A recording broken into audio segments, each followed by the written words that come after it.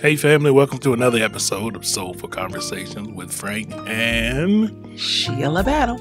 We are together again. Hey, and we're back. Hey, fam. On the microphone. Oh my God. Podcasting. Is Frank Sinatra still alive? I don't think so. Okay. But he my dude though. I know. You know I like Frank. Got the album. We got the same name. Okay. Yeah. Okay, family. All right, family. Hey, how y'all doing? We appreciate each and every one of you tuning in, whether you're on your favorite podcast app or watching on YouTube. Welcome. On the internet. Yes. So we appreciate each and every one of you. All of your support, all of your DMs, your emails, phone calls from people who are local. We love y'all, man. We do. Fun. We do. So we are going to jump into our conversation today. This conversation, I'm just put it generically. Is it about holding back information? Is that it? Is that where we're going? It's about speaking your truth. About speaking your truth? And we're going to talk about, so, the goal is that you tell the truth, the whole truth, and nothing but the truth. But we live in a day and age where there's my truth, there's his truth, and then there's the truth. And what does it cost to tell the truth? What does it cost? What are some of the consequences when truth is not present in a relationship? Because it may cost one person more than the other. Yes. And so we were having conversations about, if you withhold information, is that lying? So like if something happens and I just don't say anything, is that lying, or is that just withholding the truth? And if I say something and it's my version of the truth, does that necessitate reality? Does that state the facts about what happened? And here's where this gets kind of tricky, family. Say me and Frank get into an argument. Now, that rarely happens, but say that we get into an argument. I walk away with a whole story about what I think happened, and you walk away with a version of the story that you think happened. And then somebody notices that something is off between us, and they say, "Oh, what happened?" And they talk to me, and I tell one story, and they talk to you, and you tell one story. Is it the same story? It should be the same story. It should be, because you were both right there present in the conversation. And it's not. But a lot of times it ends up being a narrative. Two different narratives. Ooh, that's the word right there. Two different narratives. Narratives right there at the bottom of the screen. What of a conversation. And, when it gets to that, telling that narrative to the point, especially when you tell it a lot, then it becomes believable to you. And it ain't the truth. And it's not true. It's just what you believe. It's how you memorialize the incident. Yeah. And so what we want to talk today, family, is about what are the consequences of that? Yeah. What are the consequences when you don't come back together, have a soulful conversation about what actually happened, and go through the process of forgiveness and repair and recovery so that you can grow from it, as opposed to it just being this mile marker of when something horrible happens. So we want to talk about what are some of the negative consequences that happen when you don't come together, when you don't settle on a truth, when you don't come back to each other, when you don't turn towards each other and say, this is actually what happened. Right. Okay. And I just will start saying one of those consequences is hurt feelings. So there's nothing like having someone recall an incident in the relationship and they don't acknowledge the hurt, the pain that you've experienced as a result of that incident. Yeah. It's hurt feelings. Like there's no way not to be hurt by that. Yeah. And then people carry that, it carries through any other thing that happens in a relationship. that moment, like you mentioned a few minutes ago, memorializing the moment,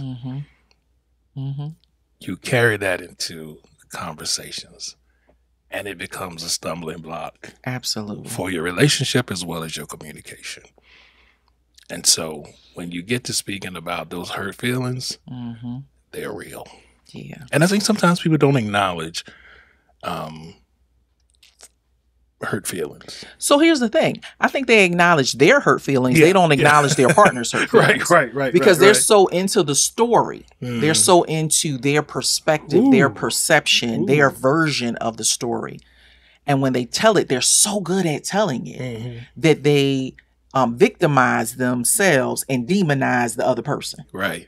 And so, wow, you know, that's a problem, especially when you don't know that the other person isn't going to be asked about their version or their side of the story. That's true. This is why people shouldn't play like that, because so we will give an example. Let's give an example. We have 2 Lisas. Yes. And we have 2 Lisas who love us dearly. Now, I would venture to say that they love Frank a little bit more than they love me. See how he just gonna sip his tea and not act like I said it? So I think sometimes they love Frank a little more than they love me. And if something comes up in our relationship, I think their tendency is to lean in towards Frank. She thinks.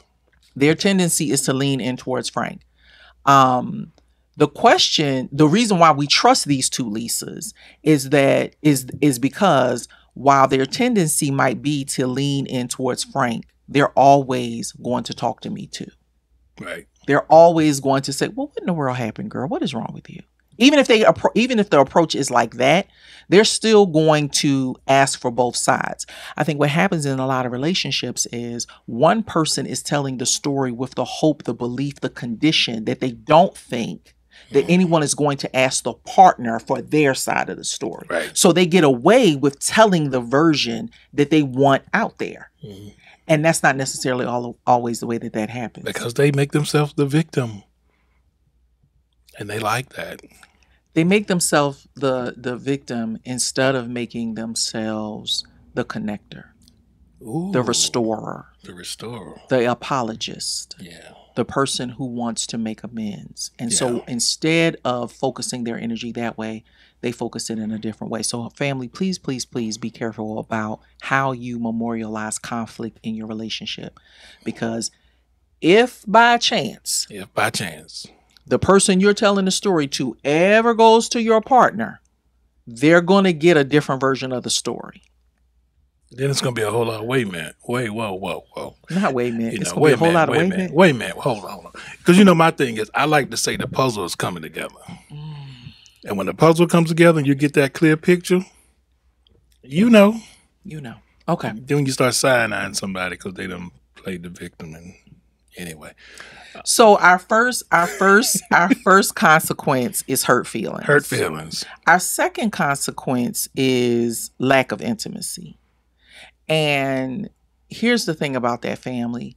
When there is a challenge and there's an opportunity to tell the truth, when one partner values their truth over their partner, there is a lack of trust. And there's a lack of intimacy. It decreases. And this is one of those things that ebbs away at the core, the foundation of your relationship over time. You might get away with that year 1, year 2, year 3. But year 10, we got a problem. My God. Year 5, if the person is still there at year 5, year 10, there's a problem. And so we're back to that other episode about how to restore or inspire intimacy in a relationship, sexually and otherwise, when a person doesn't believe that they can trust you with the story of their relationship. It's real hard. It is an absolute indicator and an absolute way to erode the foundation, the core of the relationship. Because how do you expect someone to be intimate with you when they got those feelings? I mean, come on. that is not intimacy at all. And I'm gonna leave it at that. Okay. And so let's see what's our next one. So we were talking about the truth, the whole truth, and nothing but the truth. When one partner is willing to risk the truth, what they're also willing to risk is exposure. Family, when you're not willing to tell the truth, the whole truth, and nothing but the truth, you risk being exposed. You risk being exposed. And I hate the word liar, because we couldn't say that when we was little. You couldn't say lie. You had to say telling stories. You couldn't say the person was a liar.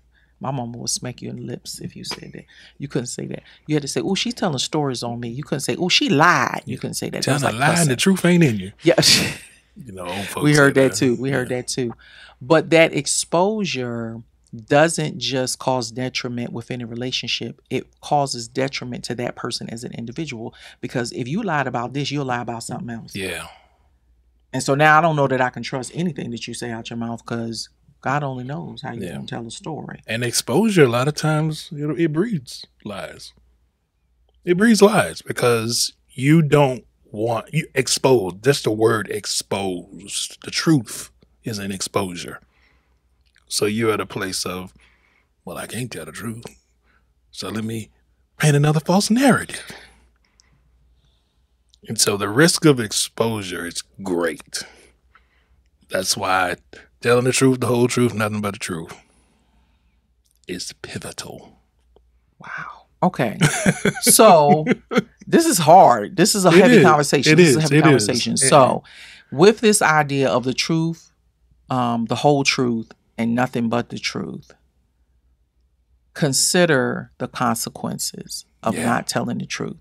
And the 3 consequences we talked about for this show is, number 1, that somebody's feelings are going to be hurt. When you don't tell the truth, somebody's feelings are going to be hurt. The other thing is that you, this lack of honesty, this lack of truth creates a decrease in trust and intimacy. Yeah. There's no getting around that. There's going to be an ebb. There's going to be an erosion of trust and intimacy when you don't feel like your partner tells the truth, when you don't feel like your partner is honest. And then the other one is this risk of exposure. You know, my family used to say, if you tell one lie, then you got to tell another lie to make up for the first lie. That's right. Now, I don't know how any of that ever worked, because what you end up with is a whole lot of lies. A whole lot of lies. And then you can't remember. And I don't know if it's age and lack of ginkgo biloba, but I can't remember. So I would just rather tell the truth, because I can't remember trying all to keep of that. Up. But family, this is the crux of what we're trying to share with you all. In relationships, whether they be romantic relationships, family relationships, work relationships, whatever, endeavor to be a person of integrity. Yes. Endeavor to be a person of honesty. And when you decide that integrity is the order of the day, when you decide that honesty is your standard, you have less to remember, you have less to worry about, and you are less likely to hurt the people that you love. You are less likely to destroy trust, and you are less likely to expose yourself in a way that is not 100% true to who you are as an individual, as a lover, as a partner, as a coworker. Because we have a saying where I'm from, they say you look like Boo-Boo the Fool when all them lies blow up in your face. But I do want to say this on a serious note, as we're talking about these 3 things. When you're dating someone, you're in that initial dating phase, you know, the term we use, red flags. You know, if you start to notice this pattern, where people don't tell the truth. People don't tell the truth, pay attention. Pay attention. Pay attention. It is indeed a red flag. It is a red flag. And here's the thing. When you notice that they can't tell the truth in good times, you can just about believe that they not going to tell the truth when something pops off. Yes. When something goes left, when there's a challenge, a struggle, a conflict in a relationship, that they're not going to be honest. They're not going to tell the truth about it. We call it gaslighting. You know, there are all these terms for this now. When you make somebody feel like they cuckoo, you're lying. when you feel and we did a show on breadcrumbing and all of that stuff. When you make somebody feel like that didn't happen, that's not true. That's not how that happened.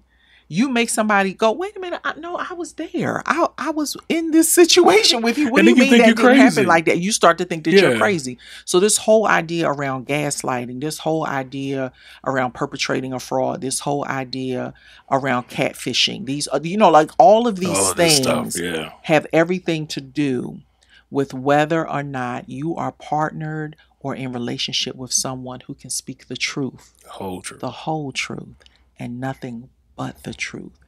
And the reason that that's important is because at the end of the day, most people would rather have to cycle through the pain of the truth than the devastation of a lie. Yes. And in the words of our beloved Maya Angelou, when someone shows themselves to you, believe them. The first time. The first time. Is that part of the quote? That's the whole quote. That's the whole quote. People leave that off. People leave that off. The quote time is, when someone shows you who they are, believe them the first time. All right now, Sister Maya. That's what Sister Maya said. Mother Maya is an ancestor now, but she left those words with us, and that's what she said. She did. And what we want to do, what we want to encourage you all to do, is to speak the truth. Speak the truth. In love. In love. That's the other thing about this whole thing. Just because you're telling the truth doesn't mean you have to be malicious or nasty. You can tell the truth and you can speak it in love. And even in those situations like we were talking about earlier, where couples need to memorialize an incident in their relationship with some balance. You got to walk away with that thing going, okay, do we agree that this is what happened? The reason that is so important is because conflict and the way that you resolve conflict in the early stages of the relationship teaches you how to resolve and deal with conflict later on. So if your initial response to conflict is to lie, is to exaggerate, is to hide, is to not be honest, or is to gaslight, then family, these are people that you want to be really, really careful with. And that you want to reconsider the level and the depth of the relationship that you have with those folks. Maybe that's somebody that you like, but you don't fall in love with. Maybe that's somebody that's an acquaintance, but not a friend. Maybe that's somebody who is somebody who's in your environment, but they don't sit at the table of your life. Like, you got to figure that out.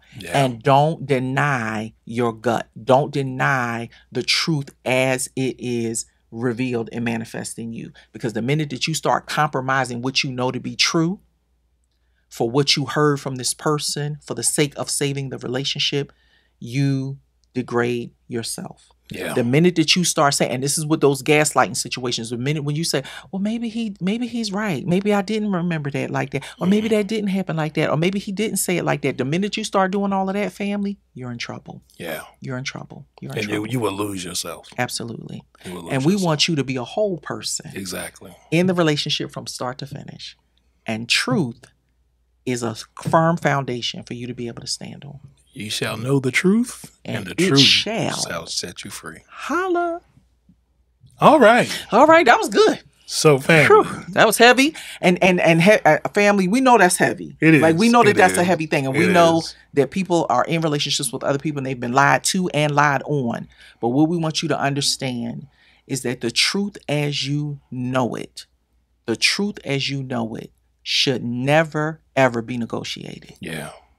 You got to know that you know what you know, and know it for true. Know it for sure. And when you do, don't compromise. And love yourself enough. To accept that individual is not healthy for you. It's a liar or whatever. Be careful. So, family, that is a conversation. The truth, the whole truth, and nothing but the truth. Again, we hope this has been helpful to you. We always encourage you to share it. And we'd like to know your feedback. Yeah. We do appreciate all of your feedback. It helps us as it relates to things to have conversations about. And if you've been in a situation where dishonesty has cost you something, tell us. Yeah. Tell us. What does it cost you to be with someone who's dishonest? Yeah. Or what has it cost you to sacrifice the truth as you know it to be in relationship with somebody else? What does it cost you? Because it always costs something. Lies cost. They're expensive. And no, we will not share. No, we just put want your you to information out there, because that you just want to know something when you have these real life conversations. Sheila and I bring to you, these are real issues. Just people are hurting and people are dealing with these types of things, and that's why we have these conversations. So again, we appreciate each and every one of you that's listening on your favorite podcast app, watching on YouTube. I'm Frank. And I am Sheila Battle. And thank you for listening to Soulful Conversations. We'll talk to you soon. Take care, family, and be well. Stay soulful. Bye-bye.